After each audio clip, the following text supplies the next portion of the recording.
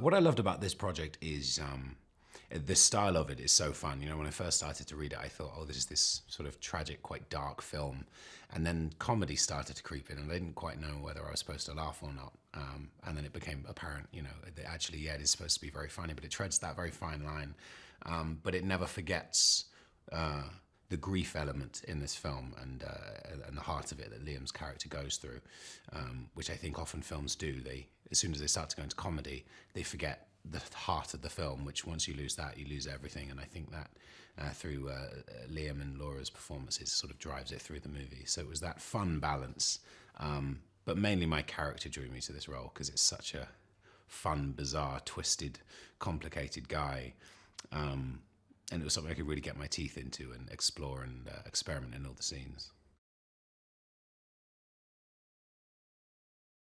My character Viking is so interesting because he doesn't really operate on the same wavelength as anyone else. He is a psychopath. I read a book called The Psychopath Test before I started work on this, and it really looks at people who don't really function on the same wavelength as everyone else, but they function in society. So it makes it very interesting to see someone making decisions like shooting someone on a whim in the face, even if that person happens to be close to them or work with them. And you think there's, you know, the audience never knows what's going on in this guy's head. And just when you think he's going down one road, he flips it and goes down another. So you may think, oh, he's about to be violent, and then he might be seductive and charming. Oh, he's about to be funny, and then he shoots someone in the face and cuts off their head. So it just constantly keeps the audience guessing, and me guessing as an actor, and it's quite fun because really, as I rehearse the scenes on my own in my hotel room, I find there's about 100 different ways I could play this character, and each scene could be played in 100 different ways. The lines can be completely subverted. I can play them deadpan down the line as they're written, or I can play around with them and go, actually, what if I make this line funny, even though what I'm saying is horrible, or vice versa. So really, it's like being in a candy store, and I can just pick and choose what I like.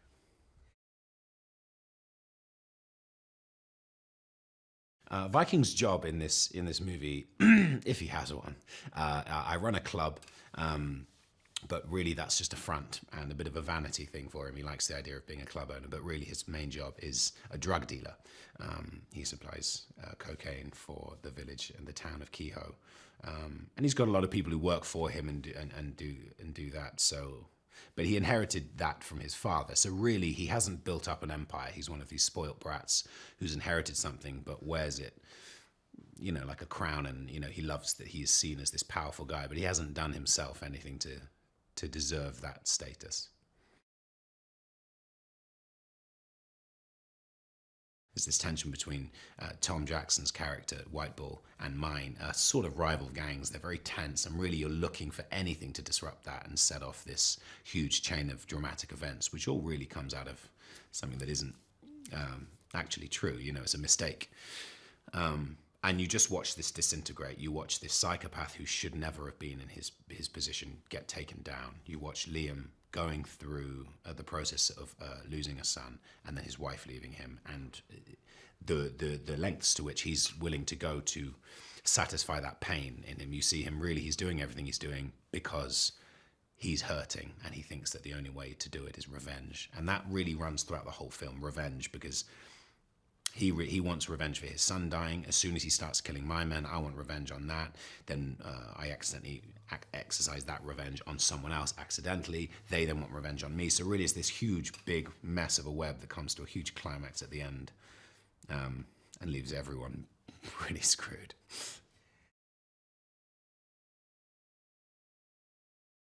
I love Hans Petter, the director. He's got a clear vision. I haven't myself seen the original film that he directed because I didn't want to steal things off the old other actor. I'm sure is wonderful. But he allows actors to play. He knows very much what the scene needs, but he never forces an actor. He kind of guides actors into that, if you need more energy or less or whatever. But he does, at the end of the day, let you play. And a lot of the ideas that I've come up with through improvising in the scene, he's open for. Some directors don't like that, but he's so open to, you know, I'll just do something in a take, and he'll say, that's great. He may not necessarily love it, but he'll say, but it'll give him an idea. So really, it feels like a proper collaboration with him. And he really respects his actors as well. He's into telling the story and getting in there. And quite a lot of directors will give you a whole bunch of them. They'll give you 10 notes for one scene, which is very hard to process. But Hans is very good at just saying, think about this, you do a take. Now think about this, and actually slowly layer things so that by the end of it, you feel that you've really got to the meat of things. And he just loves this story so much, and he's having so much fun. You know, we did a scene the other day, which we're going, God, we're doing this again and again and again. Maybe we're getting this wrong. And he actually came up, he said, no, the reason we're doing it again is because I'm really enjoying myself. This is a really fun scene to do, and I want to try it this way and this way. So that energy is very infectious. No, I've never worked with Liam Neeson before. I've been, obviously, as everyone is, a huge fan of his work. And it's a joy to meet him and work in scenes with him. He's so, I don't know, powerful without doing anything. And then, you know, as soon as they call cut, he's the first person to smile and laugh. And he's a gentle, wonderful man, and it's an honor to know him as a person, let alone as an actor. I love this role. This role has been it's been one of the most fun roles this year that I played, because he's so, he's not really what I usually get cast as, which is the whole point of the character, really, because he looks like something, and it's through his personality and what's going on underneath him that actually the story erupts from. So I'm enjoying this role very much.